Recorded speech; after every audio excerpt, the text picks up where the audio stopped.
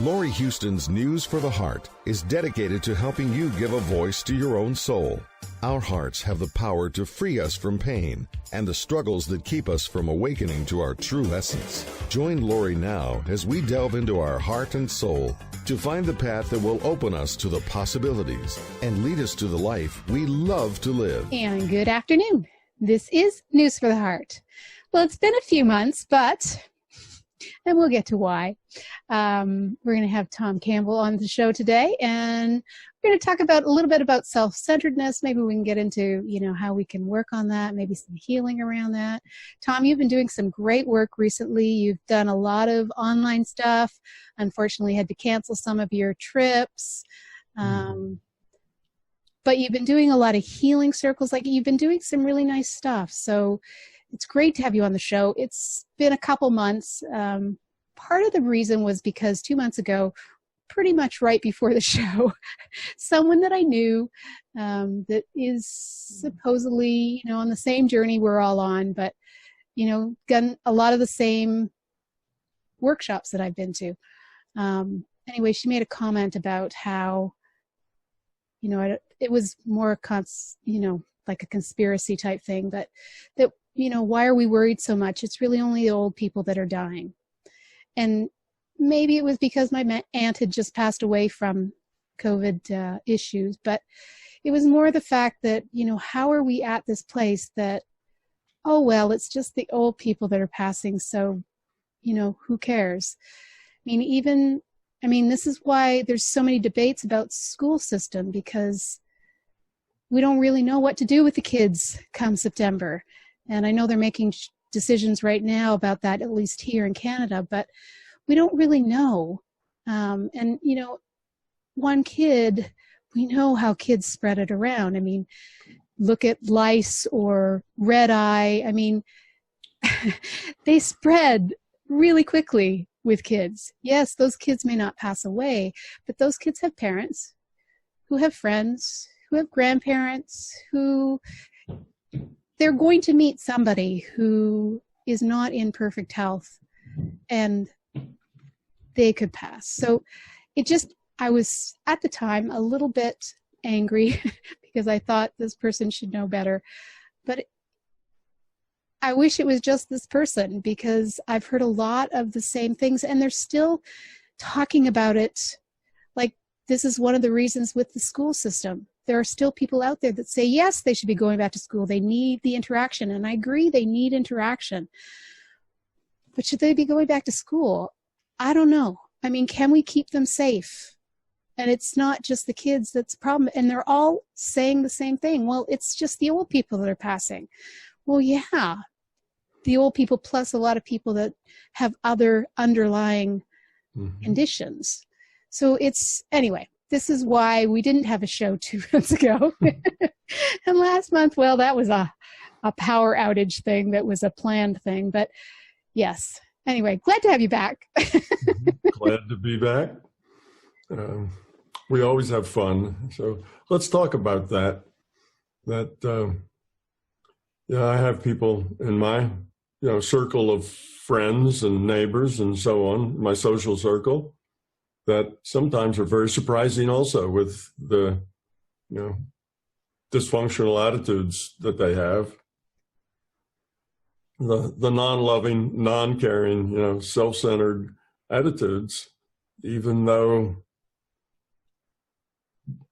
most of the time they seem to, at least talk the talk pretty well. I think what we're seeing, and I think it's a wonderful thing that we are now seeing something different than that. That used to be the norm. Everybody felt that way. That was the norm. I just looked at a little movie that was made for YouTube that talked about the, what was it called now? The big flu epidemic. Spanish flu? Spanish flu, yeah, big flu epidemic at the end of the 1800s, early 1900s. And that killed millions of people up to several million, multiple millions of people. I think it was like 40 million. I remember looking it up just recently. Yeah, lots and lots of people died from that. After it went through, countries had labor shortages. I mean, it was a really serious disease, and it went through 3 times. Right. Went through once and killed a whole lot of people. The second time, it killed 2 or 3 times more than that. The third time, it killed a little more than the first time, but not nearly as much as the second time. And each time, I think it went through again as a mutation. Right. So it comes around, and whether we're going to see that yet in COVID-19 or not, we don't know. But when you looked at that, basically, there were little pockets of people here and there where there were good people who were, maybe good leaders or good examples, where they did wear face masks and they did try to do social distancing. San Francisco was one of those places that it was a law that you had to wear. If you went out in public, you had to have a mask on, much as it is today. But they were the exception, the very rare exception.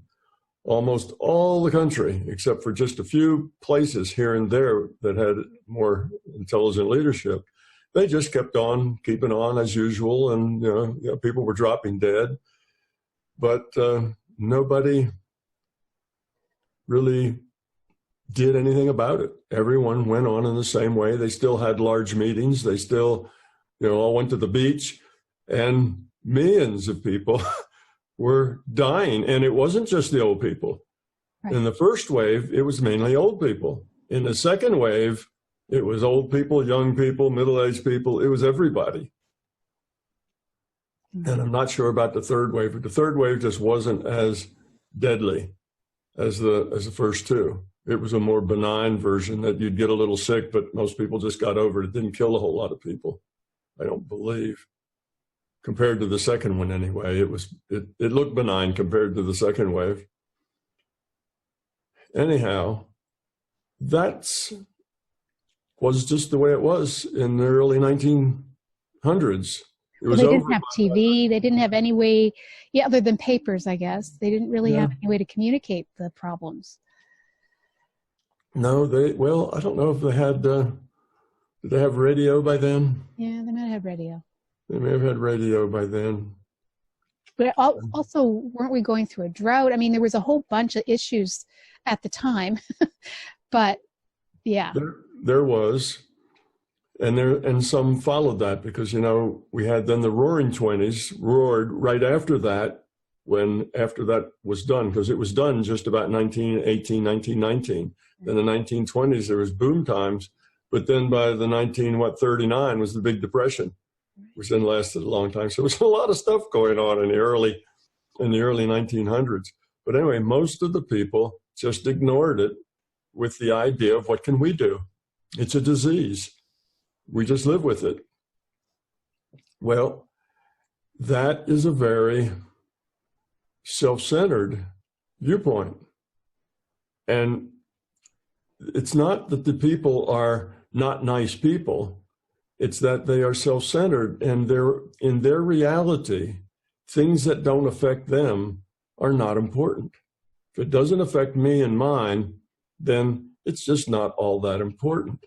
So they don't notice, it's not on their radar that, if I get sick, if I don't wear a mask and I get sick, and I just interact with people normally, then at least 6, 7, 8, 10 people that I know are also going to get sick because I'll give it to them. And each of those 10 people gets sick, and then they get 10 more people sick, and each of those gets sick, and each one of those gets 10 more sick. And you see in a week or two, you go from one sick person to hundreds of sick people just from one person. Now, out of those hundreds of people who are sick because I got sick, 2 weeks later, there's maybe 100, 200 people who are sick in my chain that wouldn't have been sick if I hadn't gotten sick. Or maybe they would have gotten it from somebody else, but I'm the one that, was their source, that it's been passed along. Now, out of those hundreds of people, there's bound to be some old people, some young people, there's bound to be some deaths out of that. So almost anybody who gets sick is likely to contribute to multiple people dying from this illness directly, in the sense that, if they hadn't gotten sick, those people wouldn't have died. Well, again, not necessarily. They may have gotten it from somebody else, but still, that's a sobering thought, and it makes you responsible for not getting sick, that you wear a mask, that you keep the distancing, because you don't want to make hundreds of other people sick and probably tens of people drop dead just because you were careless. Yeah. Well, that requires you to think about other people. Other people have to be on your radar screen. And people who are very self-centered, that's below their radar screen. They don't see it. Maybe if you explained that to them intellectually, they could go, okay, I understand the math, but they still wouldn't see it. It wouldn't be part of what was important to them. Right. What's important to them is themselves and others that are in their inner circle, their friends, their family, their loved ones. Those are important. Everybody else, not so important. And it's not that they intellectually would hurt anybody else. It's just they don't notice. So it's not that these are evil people. It's just that they're so self-centered that their reality is small. When you're self-centered, your reality is just a little reality. It's got you and your people in it. And after that, the other people out there aren't really so real. They're just part of the minions that stir around and out there that isn't part of mine and therefore isn't important. It's kind of that attitude. So it's just a measure. It's just a matter of how self-centered people are. Now, self-centeredness is a measure of how mature people are. When you're very young, when you're born, you're very self-centered because it's just you and a hostile world out there. And if you want to have your diaper changed or get something to eat, then you scream. I have needs. Somebody help me. So it's all about you, and it's self-centered. But from the day you're born to the day you die, your job is to get rid of that self-centeredness. That's a measure of your maturity. People who are mature aren't self-centered. They think about others. They care about others. Others are on their radar. They see how the things they do affect others, and it's important to them. They notice those things. If you're immature, you don't really think about others. Again, doesn't make you a mean person. It's just those other people don't count. You see that often with people driving their cars. They matter, and what they want, and the fact that they want to get where they're going faster or whatever is important to them, but nobody else really matters. It's almost like it's in a video game. They're just little characters being played out there on the road, but they're not really real people, kind of thing. So there's no need to pay any attention to them. They just barely exist. Many, many years ago, before we had worldwide communications, it was like that for most people, because we didn't really relate to people on the other side of the planet. Somewhere in Indonesia, there was a big earthquake and 100,000 people died. Oh, well, what other news is there? That's not particularly important. We didn't care about that because it doesn't affect us. And if it doesn't affect us, it's not really real. It's not really important. It's not in our little reality. So now, though, this isn't 100 years or 200 years ago. This is now. And we've had internet and we've had TV and we've had other communications where these people on the other side of the planet are real people. They're not just somebody over there is having a problem. We can see them. We can see the terror and the sadness and the tears that they're crying. And if you have any sense of humanity or caring about other people, then your heart goes out to them. You connect with them. So we've shrunk from this large globe of strangers, primarily strangers, and just our little town and our little neighborhood is important, very provincial viewpoint, to a much bigger viewpoint where everybody's family, everybody on the planet, it's the human family. And you relate to people and you care about people in the human family. You see, so that's a difference between being very self-centered, not being very self-centered, being very immature or being mature. And this level of maturity or immaturity has nothing to do with your age. There's lots of people who are 50, 60, 70 years old and very immature, still very self-centered. And there's some people who are only 10 years old and very mature, very connected to the bigger picture and to other people. So it's not so much an age thing as it is a growing up, becoming love, raising the quality of your consciousness, all those things we talk about all the time. That's the maturity yardstick, is how self-centered are you? How big is your decision space? How many people in the world matter to you?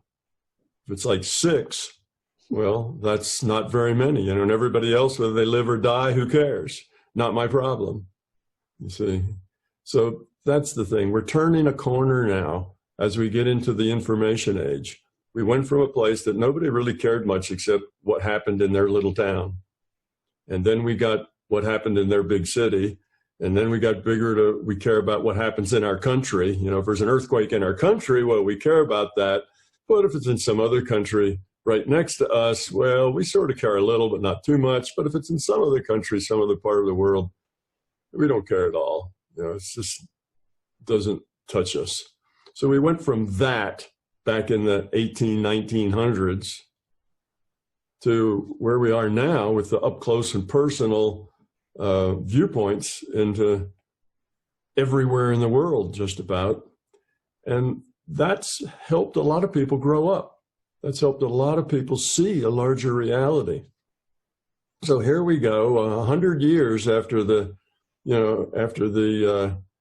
1900s, early 1900s, right up to 1920. Well, now here we're at 2020. So it's just about 100 years ago. And now we have this COVID-19 comes through. And people all over the world start to put on masks, stay home, businesses close so that people won't pass it around. It's like we need to stop this thing before it gets too big. Otherwise, we'll overwhelm the hospitals. We'll overwhelm all the help that's available. And, a lot of people will needlessly die from it. So we see a worldwide response that's never been seen before. Yeah. We had flu go around last year, the year before that, there's been swine flu and Hong Kong flu. And I remember flus going through when I was just a kid, in elementary school. And sometimes the schools would close because there weren't enough students or teachers who, weren't sick to make it worthwhile paying salaries. So they closed schools. But that was only because there weren't enough kids or teachers around. It wasn't because they didn't want to pass the sickness around. It was different reasons. So we've always had those, and we've always just shrugged them off and said, well, nothing we can do about that. Flus come, flus go, people die. It's just life. Nothing can be done. But this time we didn't do that. So I'm seeing a much better quality of consciousness in the world in general this time around than we've ever seen before. But we still have a lot of those same people who were around back in, 1915 and 1916 and 1917 when the Spanish flu was going around, and just shrugged their shoulders and said, who cares? It's just old people. It's just not that they don't like old people and they want all the old people to die. That's not the point. It's just not in their reality. Their reality is small. And within that small reality, they can say, I'm a very spiritual person. I'm grown. I understand. Love is the answer. It's all about caring and growing up and quality of consciousness. Inside that little reality, they can have all those ideas, but that doesn't mean they have it at the being level. It just means they have it at the intellectual level. They talk about it. What do they say? They talk the talk. but they don't walk the walk. When it comes time to be it, they say, it's just old people. Not important. It's not that important to us. Why should we close businesses and have kids stay out of school just because of a bunch of old people? They're going to die sometime soon anyway. That kind of an attitude. It's, we think how mean, how nasty, and it shocks us, but it's not so mean and nasty as it just is. Those people don't really exist for them. They're almost like little cardboard cutouts on the side of life that just are, moving around, but don't really mean anything. They're not real people. They just are other. And that's what's going on. So, yeah, well, we have a lot of those. It's not like there's only one or two of those showing up. We have a lot of those people out there who just are still living in a small reality. And in that little reality, old people dying from COVID-19 just isn't important. It's not something that you should be concerned with. Well, we're in transition, and I think it's good. We have grown up a lot in this world, so that this time we're taking it more seriously. We're caring about everyone. And though it began in a way that most children got a very light case of it, that's not necessarily true anymore. No.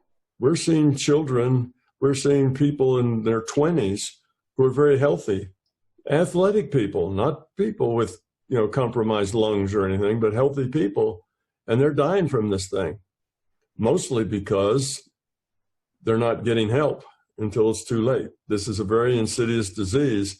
And if you don't get medical attention early on, by the time you get to the point that the symptoms are such that you decide you need to go to a doctor, it's too late to do anything about it.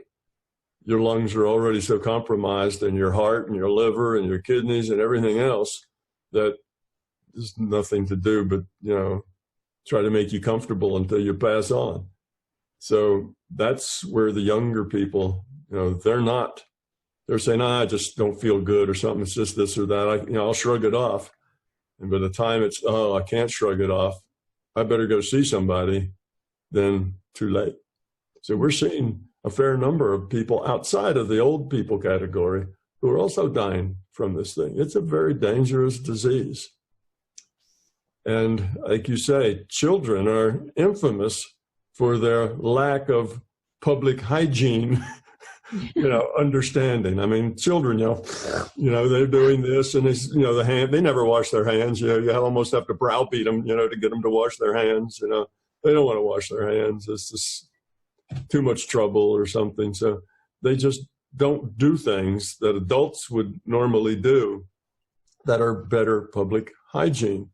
They don't necessarily cover their face, when they sneeze or when they cough.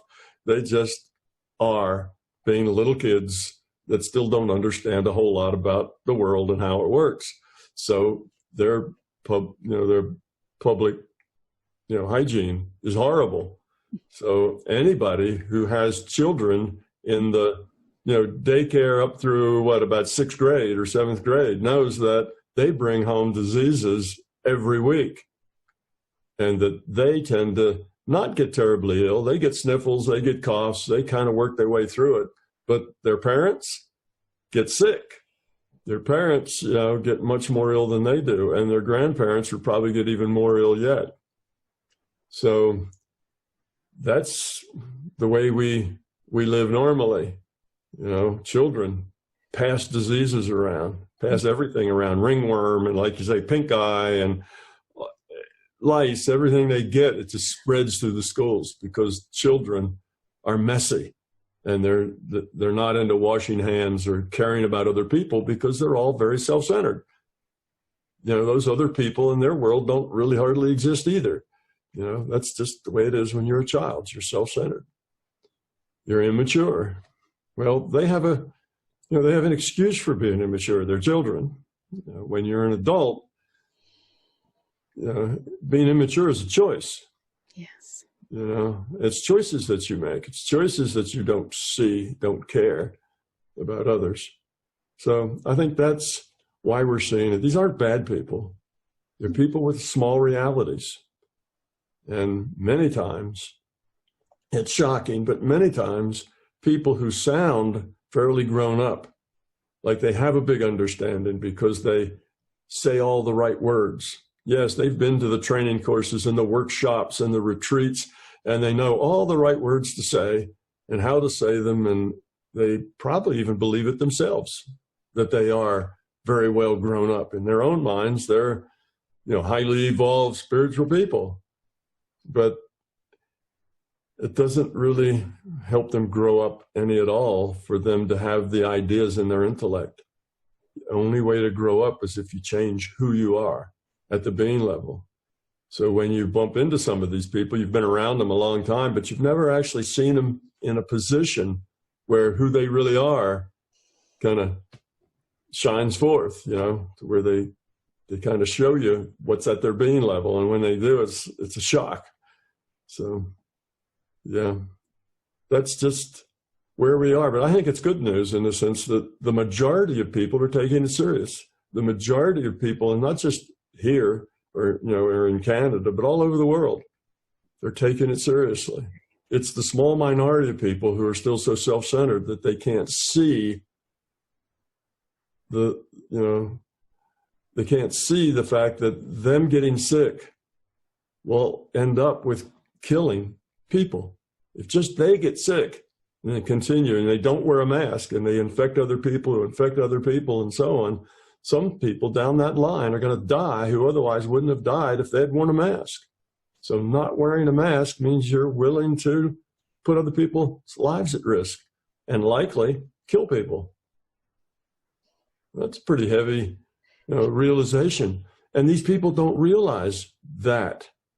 I mean, that's the nature of disease. That's why it's so hard with a disease that spreads easily to contain it, because everybody that gets it who does their normal life and bumps into, a dozen, 2 dozen other people in a day, people where you eat in a restaurant, people at work, people at home, just you bump into other people where you shop, and you're going to give probably half of those your disease if it's very contagious, maybe more than half. And they're going to do the same thing. And then those are going to do the same thing. So you see 10 becomes 100, becomes 1,000, becomes 10,000, and that's just through 3 iterations. Well, in months, you're going through 10 iterations. So that's why we have, at least in the US now, like 75, 80,000 people every day, coming, going to hospitals and being diagnosed with COVID. There's probably 2 or 3 times that many who get sick that don't ever get to the hospital with it, but they're still passing it on to other people who pass it on to other people. Yeah, I guess it's the asymptomatic ones that are really the big problem.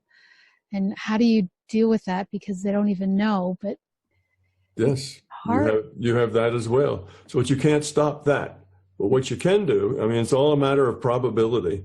By wearing a mask and keeping distance, you're just decreasing the probability that you will get ill or that you will make anybody else ill. Right. And that's all. It's not like the mask makes it such that nobody will get sick. All it does is reduce the probability that people will get sick. If you reduce the probability, then fewer people end up at the hospital, fewer people end up dead. So it's a matter of playing with the probabilities. Same with distancing. You could have somebody breathing 100 feet away from you, put out little droplets with COVID-19 on them, and if the wind was just right, it could carry those little droplets 100 feet away, and you would snuff them up your nose when you breathe, and you would get it from somebody 100 feet away. That's possible. It's just not so likely, so it's all probability. You put the mask on and catch those droplets in the mask, now you've just, you've lowered the probability that you're going to make somebody sick. So it's not that distancing will always keep you healthy. Distancing will sometimes get you sick too, but it lowers the probability. So everybody's taking risks. Anybody that goes out with a mask, without a mask, even if you keep 20 or 100 feet between you and other people, it's not like your risk goes to 0. It just gets lower. And if you don't wear masks, then your probability of catching it or transmitting it, the probability goes way up. So it's a probability game. None of these things that we do, like wearing masks and distancing, are perfect solutions. They're all just trying to, adjust the probabilities to a point that it's better for everybody. So anyway, don't be too upset with people who are like that. That's just the way they are. And it's not that they're evil people. They just have a small reality. When we think that each of us lives in our own reality, we each have our own private reality that we live in. Oh, it's not entirely private. We have other people in it. It's a multiplayer game, so there's other people in the shared space of it, but everybody lives in their own reality. And in your reality, there's lots of people out there, and they're worth caring about. In other people's reality, there's lots of people out there, but I don't know them. They're not connected to me, and I just can't make myself care about kind of like pretend people who don't really exist in my reality. And it's a different viewpoint. But people have to grow up, and they grow up in their own way, in their own time, and getting it intellectually doesn't help you grow up. Well, it might help you grow up, but it doesn't make you grow up. No. And I totally understand why some of this is getting out of control. I mean, in the spring when it was cooler, people didn't maybe mind so much staying inside. But as it gets warmer and warmer and warmer, and then the younger you are, the more extrovert you are, the more you want to be around friends. I mean, I guess we just need to see it from this new normal. It's like we're stuck wanting the past to be. Yeah, we want things to be the same. We don't like change. We don't want change. Yeah, that's the thing. We like to keep on doing the same things we've always done. But there's challenge in change. And wherever there's challenge, there's growth opportunities in change.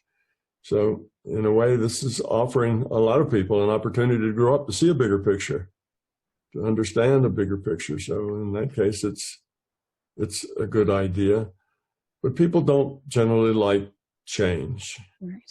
They want things to be the same. But again, okay, if you really need to get out, if your children are going, stir crazy inside your house, well, go out. Yes, you'll raise the risk a little bit, but if everybody's wearing masks and you do distancing, then you'll keep the probability as low as possible that you'll get the disease or transmit the disease. So go to a playground that's not full. You may have to drive a little further, to get there. Go out in the country someplace, take a walk on a trail, do things together. And if you want to have a couple other of the children's little friends along, fine. You bring a couple of other little kids along, but wear masks. Stay distanced. Keep the probability low. If you go to a place and it's crowded, turn around and leave. Go someplace else. Do something else. So do what you can do. Take the amount of risk that you think you can take versus the probability if you do get sick, then what's the probability you're going to pass it on to somebody? Right. Who passes it on to somebody who passes it on to their grandmother in a nursing home, who then kills 60 people. You have to realize that you're taking responsibility. And if you're starting to get a fever and aren't feeling too well after your outings and things like that, well, then you need to get checked very quickly. Find out what you've got. Treat it as if it is serious until you find out it isn't. So it's not a matter of being perfectly safe or doing things that are 100% protective or whatever. It's take the risks that you feel like you have to take to live your life, but then be responsible about those risks and try to lower the probability to be something that you can live with. Mm-hmm. So and maybe not have political campaigns that have thousands of people at them, but yeah. Right, things like that, right? So yeah, things like that. Yeah, exactly right. So, if there's a big event, then don't go to it. And, Other people shouldn't, but other people do. It's their choices, and we have to live with them too. They're part of our, they're part of our world, and we have to care about them too, even though they don't seem to care about anybody but themselves. But we have to care about them too. They're part of it. They have to grow up on their own. We can't make them grow up. Yeah. So you just have to accept that's the way it is. There'll be some people who just won't wear a mask and who will go around coughing on people just because they think it's funny. There were people who would do that. Just very self-centered people. Sometimes it's people that just want attention. That's true. That's how they get attention. They're self-centered and they're insecure. They need attention. But whatever it is, they're part of us as well.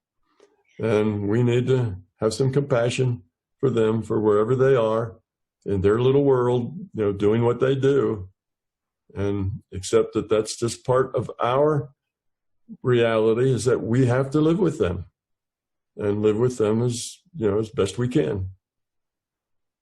So it's, in times like this, you just do the best you can with what you have, and try to keep the probability low that you're going to hurt other people. And otherwise, live your life. You don't have to stay inside your door with your house locked. You can go out, you can walk, you can drive. Your car is, keep your windows up, your air conditioning on. Your car is probably a pretty safe place. You can drive around, sightsee, get to some place that's not crowded. You get out, walk around, take a hike. You can still do things. Yeah. You just can't do them in a crowd of people. You have to do them with 2 or 3 or 4 people all wearing masks and being careful. It's not so bad. We adjust. It's not like, this is the most terrible thing that ever happened to anybody.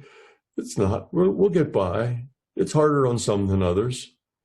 I have a lot of empathy for businesses, and their business depended on crowds, like entertainment places and places, that serviced, children's parties where you go bounce on things. And, they basically, their whole business is based on crowds. A lot of people coming, and, they're in a hard space right now because that's not a good business to be in. But, life is like that. Yeah, it's not a zombie apocalypse. No, it's not a zombie apocalypse. Things will work out, and there are other things. There's other things to do. Other businesses are booming. I got a guy who had his own. I know a guy who had his own business in digital learning, digital communications. Off what do we call it? Online learning, I guess. Out of the brick and mortar onto the internet, and suddenly his business is booming. His business now is doubled and tripled and growing that he can't keep up with how much business he has. People who deliver packages, their business is booming. There's more and more people ordering things that need to be delivered. So there's lots of other businesses that are the sun is shining on them, and they're growing and being very profitable. And others have been hurt very badly. But life is like that. This just happens. Earthquakes, storms, hurricanes, it does that. Some businesses, the buildings get flooded, and other businesses don't. It's just a part of life that stuff happens. And we have to have empathy for all the people who've gotten the bad end of the stick on this thing, and see if we can't help them out a little bit. And the people who are on the happy end of that stick, maybe they can do some sharing as their profits double and triple. Maybe they can help out others. I don't know how all that's going to work downstream, but still, I'm very encouraged by our attitude, our humans' attitude this time. We're better. We're better this time. Not all of us, but a lot of us. Enough of us to make a difference. Yeah. That's impressive. Yay us. Yay us. Yeah. Because it's a tough time for people, but you're right. People have come together. Some people, are very aware and want to maintain that, gentle kindness that is really where we should all be coming from. It's where our heart should be. Yeah.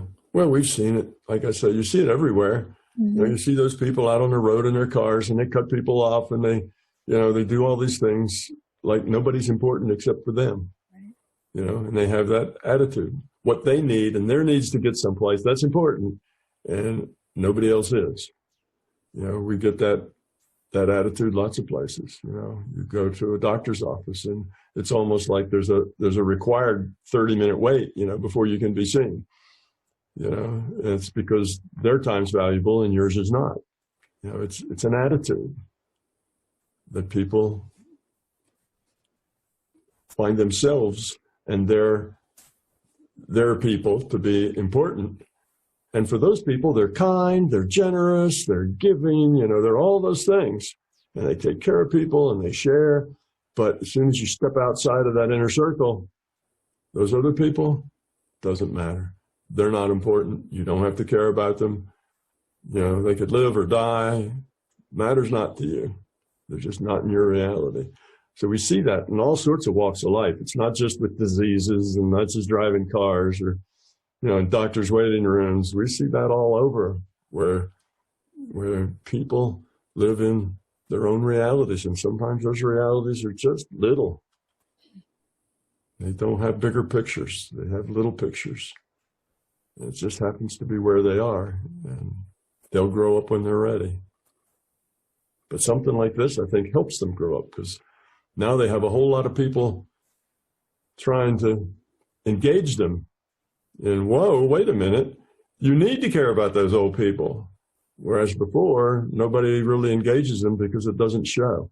You can get around in your little reality.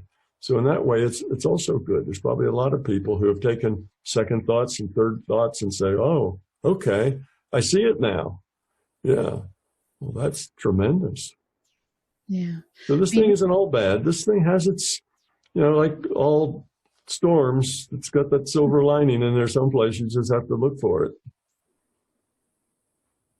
Yeah, for us, we had, in the beginning, definitely more of our homes for the elderly were a bad place. And we brought the Army in, and they were able to observe some of the terrible ways we treat our elderly in some of these homes. And ironically, apparently, it was some of the private homes versus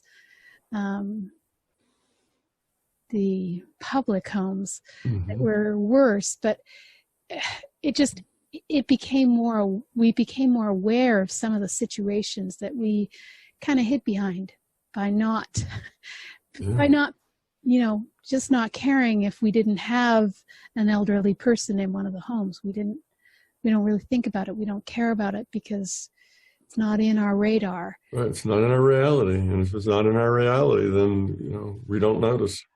There's a lot of things like that we just don't notice. Yeah. Well, we need to notice. We need to notice more of those things. Yeah, a lot of times the older people are really, really treated poorly. Very poorly.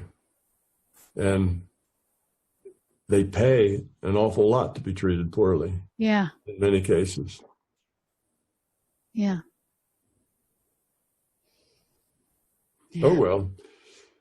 But it's made us more aware. So it's made us more aware, and will probably create a lot of change, because people were outraged when, you know, the reports came out about how poorly some of these people were being treated. So it makes us aware, which is a good thing. Yeah. So did you have another subject, or are we out of time? We're not quite out of time, but I guess, how can we leave this on a positive note of what can we do for, well, we can't really help change somebody else, but if we find ourselves getting frustrated or have little apathy, how do we shift out of that? Well, often we feel, you know, we feel kind of depressed or unhappy because we see all these terrible things that are going on. And we see people, particularly people we care about, often family members who have little tiny realities and maybe have, a lot of fears and other dysfunctional things going on with them. And that's upsetting to us because these are people we care about, friends of ours, family of ours, and we see this dysfunctionality going on in there. We see that they're generally not all that happy people. They're just getting by, or they're struggling, or they're, they generally aren't real happy people, because happy people don't have those attitudes. Happy people have bigger pictures. But in any case, we have to look at them with the idea that everybody is doing the best they can with what they've got. True. That's where they are. That's what their reality looks like. You can't tell people, your reality's small. That doesn't help. No. Their reality is what their reality is. Their reality doesn't have these other things in it. So they are in the process of growing up. And we may be ahead of them in a sense that we've already seen that problem. We've already made those changes to ourselves. And now looking downstream, which is where we've come from, we have 20/20 vision. Oh, we can see people and we can say, oh yeah, look, that person, they're really hung up here and they have this fear and that fear, and look at them fighting all the time. Well, that's really dysfunctional, and we see all that. But when we were there fighting all the time and in that small reality, we didn't see it at all. And somehow we grew up. Now we look downstream and it's clear, but we have to let them get there on their own, in their own way and in their own time. We don't have any other choice. You cannot make anybody else grow up. You can't change anybody else's reality. You can talk to them. But if you talk to them, you have to talk to them in a way that is non-judgmental, in a way that is not preaching, that is not accusing. You can't talk to them like that. You have to talk to them in a way that they can actually listen to what you say. If you don't talk to them in a way that's very positive, you'll just make them worse. So if you fuss at them or tell them, that's awful, you're awful, how could you think that? That'll make them worse, right, not better. So you have to be positive. So what does that mean? You basically need compassion for these people. They're mostly not really happy people. Even the ones that are pretending that they are, very near enlightenment, and you see how they act is full of ego and full of fear, full of self-centeredness. They're not happy either. They're struggling. They often don't have a very high opinion of themselves. They know in some way inside that they're faking it. They're aware of that at an inside level, and it makes them insecure and sometimes makes them a little prickly. So they have to live with it. They're doing the best they can with what they've got, which means everything they've learned up to this time. That's what they've got. And you can't push them. You can't, make them. You can't do anything other than have some compassion for them and talk to them in a way that is very positive. That's the best thing you can do. And even then, they might not get it. Right. Well, they may have to learn it later, or maybe next time, or maybe the next 100 lifetimes. They'll still be working on it. But that's the thing about this place. You get to work on it just as long as it takes for you to get there. If it takes you another 100 lifetimes to work on that one issue, well, there they are. You just have to do it. So and all of those times, all those 100 lifetimes, you're going to be struggling and unhappy and miserable because you haven't learned to care yet. Joy and peace and tranquility and satisfaction comes from giving, not from taking. Yes. It comes from being grown up, from having a bigger reality and bigger decision space. That's where that comes from being self-centered and being immature and having a little reality. That's where pain and unhappiness and struggle and not thinking very highly of yourself. You're having a lot of negative attitudes toward others and towards yourself. All of that lives in that little space. So you either grow up or you're back in that little space struggling again. You know, that's the idea. So have compassion for those people. They're struggling and they are who they are, and we have to care for them anyway. We have to not make it worse for them, not make it harder for them to grow up by hollering at them or calling them names. You know, so that's the thing. It's easy to look downstream and see all the problems that people have. It's impossible to look upstream and see all the problems you have from the viewpoint of somebody else who's evolved more than you have and can look at you and see the problems that you still have. Well, we don't see them. They're invisible to us because we think our reality is all the reality there is. We don't realize that our reality is personal and that other realities would be more effective or more happy or more satisfying. We think our reality is just the way reality is. We think everybody lives in our reality. Our reality is the real reality. And it's not. Our reality is just our reality. And if it's not a happy, joyful one, then that's because we're not very grown up yet. We've got fear. We've got, you know, self-centeredness. We've got beliefs. We've got all those things that tie us to the fears. That's what the self-centeredness it really is. It's a fear. Yeah. It's a fear of not getting yours, not getting enough, not being appreciated, you know, that not getting the break, not getting what you deserve, not having enough resources. All of that self-centeredness really comes from fear. You know, there's me and there's this big world out there and I got to grab mine and make sure I keep it. You know, that's fear-based. So self-centeredness is just a fear-based thing. It's most of the beliefs are fear-based as well. So it's just the world we live in. There are lots of people who have little realities, and we have compassion for them because that's where they are. And we have compassion for them because we know they're unhappy. They're mostly not full of joy, not full of sense of satisfaction. They're unsatisfied, joyless people struggling, trying to get by. So they deserve our compassion, not our anger.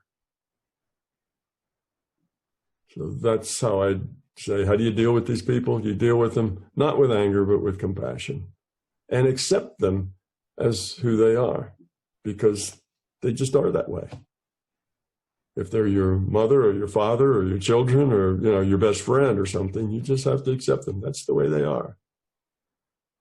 Now, if they're constantly very annoying to be around, well, then don't spend so much time with them. You know, I mean, it's not like you have to, you know, always spend time with people who are downers, because they can drag you down by being a downer if you spend too much time in that downer space with them.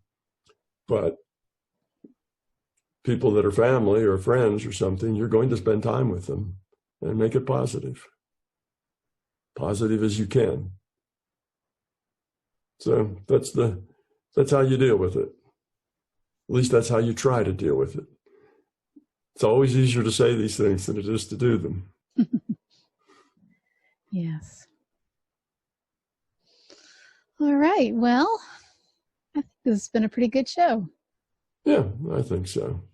Yeah. Yeah, it's pretty timely. I think we have a lot of people who are frustrated with those that say, you know, it's their right not to wear a mask, you know, and so on, that they don't want to, and nobody can make me, and I'm a free person, and all those kinds of silly arguments. There's thousands of laws on the books that restrain people from doing whatever they want to do, you know.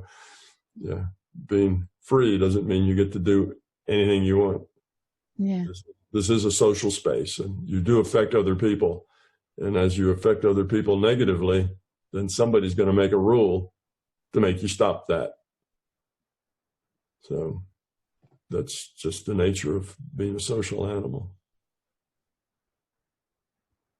All All right. Well, you've been listening to the News of the Heart. We've been getting to the heart of what matters with Tom Campbell. And we'll be back hopefully next month. Thanks. Next month. Have a question for Laurie and want to be on the next News from the Heart show? Drop us a line via instant feedback at bmajor.org. News from the Heart is brought to you by Intuitive Soul and is produced by Major Radio for Clear Channel's iHeartRadio and bmajor.org.